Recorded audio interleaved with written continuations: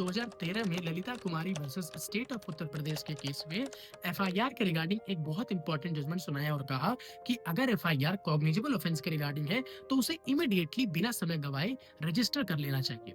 लेकिन इस रूलिंग में एक एक्सेप्शन के तौर पर कहा कि अगर case matrimonial dispute, commercial dispute, medical negligence या करप्शन के बारे में है तो पुलिस 14 दिन की प्रिलिमिनरी इंक्वायरी होल्ड कर सकती है, ये इंश्योर करने के लिए कि क्या प्राइमा फेसाई ये केस बन भी रहा है या फिर ये सिर्फ ऐसे ही एफआईआर रजिस्टर हो रही है। रीता कुमारी के केस का जजमेंट 2013 में आया था और तब पुरानी सीआरपीसी थी, लेकिन अब भारतीय नागरिक सुरक्षा संहिता का सेक्शन 173 कहता है कि अगर अपराध हुआ है जिसकी सजा 3 से 7 साल तक के बीच में है तो पुलिस उस अपराध को रजिस्टर करने से पहले डीएसपी रैंक के ऑफिसर से परमिशन लेकर के प्रिलिमिनरी इंक्वायरी होल्ड कर सकती।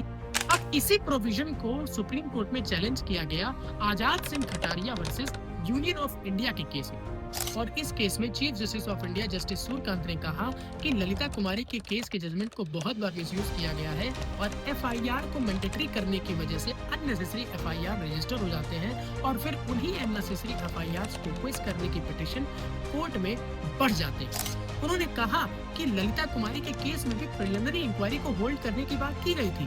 अब भारतीय नागरिक सुरक्षा संहिता का सेक्शन नंबर 173 सिर्फ उस प्रिलिमिनरी इंक्वायरी के स्कोप को एक्सपेंड कर देता है। जस्टिस जयमाल्या बख्शी ने भी कहा कि लॉ परमानेंट नहीं हो सकता है, उसको समय समय के हिसाब से चेंज होते रहना चाहिए। आपका इस जजमेंट पर क्या सोचना है? क्या आप चाहते हैं कि प्रिलिमिनरी इंक्वायरी सही है या गलत है? आप अपना ओपिनियन कमेंट में जरूर बताएं।